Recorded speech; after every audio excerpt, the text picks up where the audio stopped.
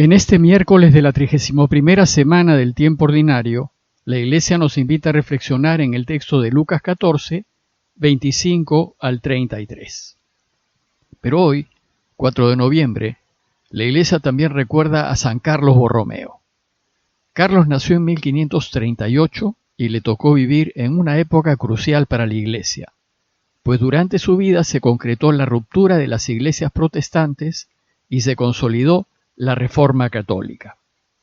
Carlos nació en el seno de una familia de clase alta y muy bien relacionada. Su madre era de los Medici, una de las más importantes e influyentes familias florentinas de la época. Estudió Derecho y destacó por su gran inteligencia. Y siendo aún muy joven, cuando su tío Giovanni Medici fue elegido papa, como Pío IV, lo mandó llamar para que lo ayudase en el gobierno de la Iglesia.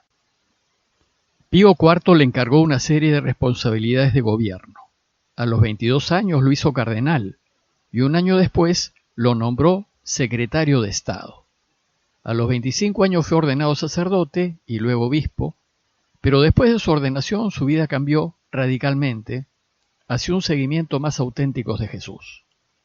Colaboró en la última sesión del Concilio de Trento que selló la reforma de la Iglesia y su aporte al éxito de la reforma fue notable.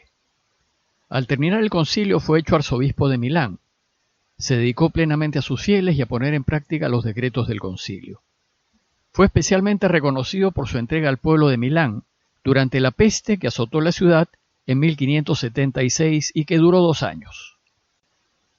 A su muerte, en 1584, el pueblo lo reconoció santo y fue canonizado en 1610. Bueno, ahora retomemos la lectura continuada de Lucas y les leo el texto citado.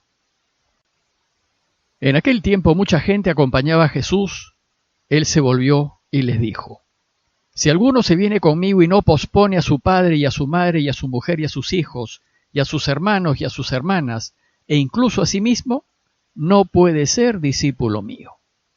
Quien no lleve su cruz detrás de mí, no puede ser discípulo mío. Así, ¿quién de ustedes que quiere construir una torre no se sienta primero a calcular los gastos, a ver si tiene para terminarla? No sea que si echa los cimientos y no puede terminarla, se pongan a burlarse de él los que lo miran diciendo: Este hombre empezó a construir y no ha sido capaz de terminar. ¿O qué rey, si va a dar la batalla a otro rey, no se sienta primero a deliberar si con 10.000 hombres puede salir al paso de aquel que lo ataca con 20.000? Y si no, cuando el otro está todavía lejos, envía legados para pedir condiciones de paz. Lo mismo ustedes, el que no renuncia a todos sus bienes, no puede ser discípulo mío. Vimos ayer que si bien todos estamos invitados a seguir a Jesús para participar después en el banquete del reino, hacerlo no es tan fácil. El relato de hoy toca el corazón del seguimiento, el núcleo del mensaje de Jesús, pues nos presenta las 2 condiciones básicas para seguirlo. El texto tiene 3 partes. Primero, la condición de dejarlo todo. Segundo, la condición de cargar su cruz. Y tercero, la necesidad de pensarlo muy bien antes de decidirnos a seguirlo. El texto empieza diciéndonos que mucha gente acompañaba a Jesús. Lo primero que el Evangelio nos enseña es que lo que Jesús va a decir a continuación está dirigido a todos, que las exigencias de las que nos va a hablar no están reservadas solo a sacerdotes, religiosos o religiosas, como se suele creer. Esta enseñanza es una enseñanza para todos, absolutamente todos, casados y solteros, ricos y pobres, jóvenes y adultos, pues todos estamos invitados a considerar lo que implica seguirlo y a tomar una decisión. Veamos la primera condición. Dice el texto que Jesús se volvió hacia la muchedumbre que lo seguía y les dijo: Si alguno se viene conmigo y no pospone a su padre y a su madre y a su mujer y a sus hijos y a sus hermanos y a sus hermanas e incluso a sí mismo, no puede ser discípulo mío. La primera condición para seguirlo es posponer a quienes más queremos: padres, mujer, hijos, hermanos y hasta uno mismo. La palabra griega misei significa aborrecer, odiar. Pero es así porque la mentalidad semítica admite solo 2 extremos, amor u odio, luz o tinieblas. No hay términos medios. La intención del texto es dejar en claro que el discipulado exige una entrega total, y por eso parece mejor traducir misei por posponer. Bueno, se trata de una exigencia que parece muy fuerte y que es necesario explicar. Posponer no significa dejar de amar a los seres queridos. Al contrario, si nos ponemos a caminar con Jesús, el amor hacia ellos se volverá más profundo y más intenso. Lo que significa posponer es que nuestra primera prioridad deberá ser siempre Dios y lo de Dios, y todo lo demás debe ir después. Y por tanto, cuando vayamos a elegir, elijamos a Dios por delante, y con preferencia sobre nuestros padres, mujer, hijos, hermanos, y hasta sobre uno mismo. Esto quiere decir que debemos darle la razón a quien tiene la verdad, porque Dios es verdad. Si mi familia más cercana y mis amigos más queridos no están en la verdad, no se la puedo dar. La verdad, es decir, Dios, debe estar siempre primero. Nuestros seres queridos vienen después. Evidentemente, si la verdad la tienen nuestros familiares, entonces hay que darles la razón. Pero si no, no los podemos apoyar. Asimismo, cuando vayamos a elegir, hay que ponernos siempre del lado de lo que es justo, aunque hacerlo no beneficia a quienes queremos, pues Dios es justicia, y hay que preferirlo a Él por encima de quienes queremos, incluso por encima de uno mismo. Hay que estar del lado de lo justo siempre, aunque lo justo favorezca a mi enemigo y perjudique a mis seres queridos. De la misma manera, Jesús nos enseña que hay que defender siempre la salud y la vida, y una vida digna, aunque hacerlo signifique posponer a los nuestros. Si somos capaces de hacer esto, entonces podemos seguirlo y caminar con Él.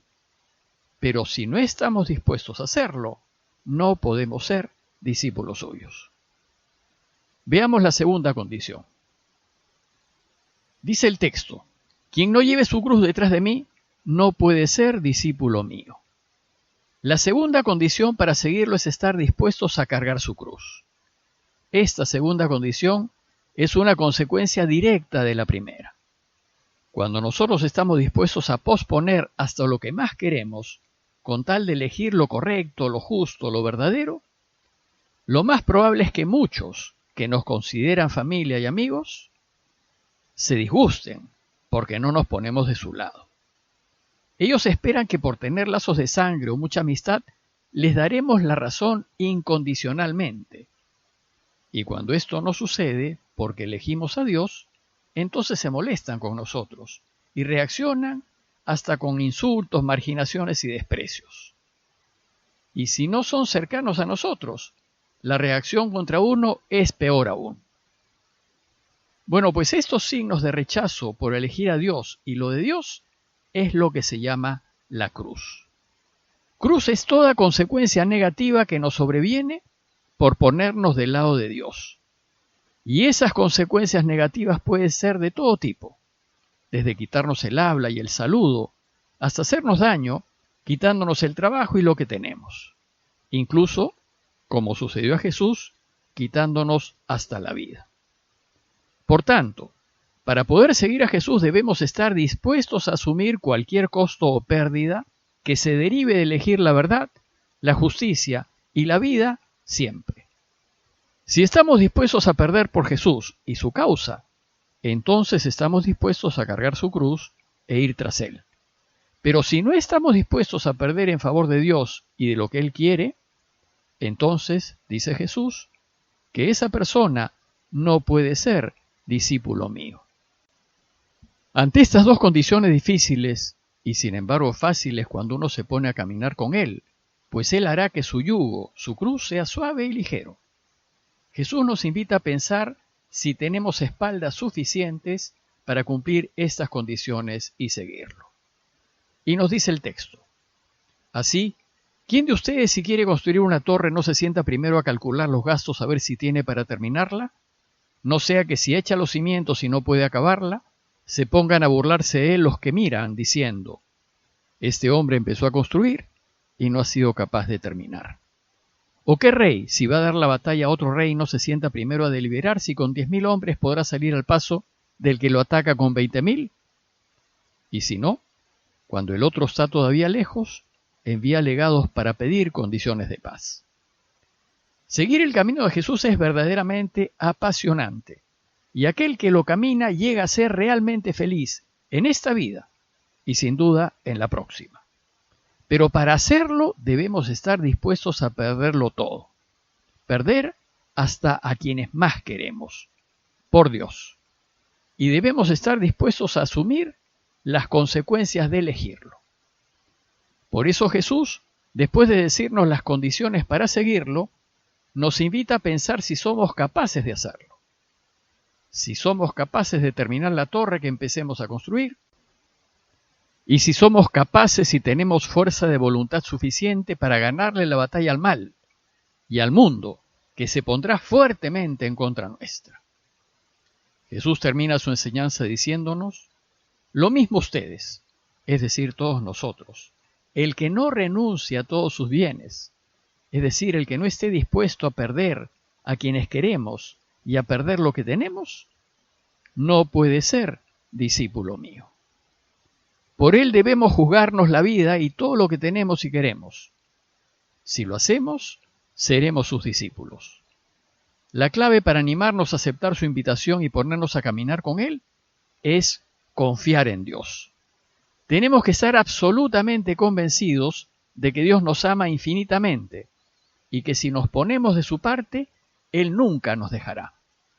Más aún, debemos confiar en que Él hará que nos unamos más a quienes queremos y que Él cargará el peso de la cruz que nos pueda tocar llevar por elegirlo. Debemos confiar en lo que nos dice Jesús, que Dios nos hará la vida muy feliz si nos ponemos de su parte. Parroquia de Fátima, Miraflores, Lima.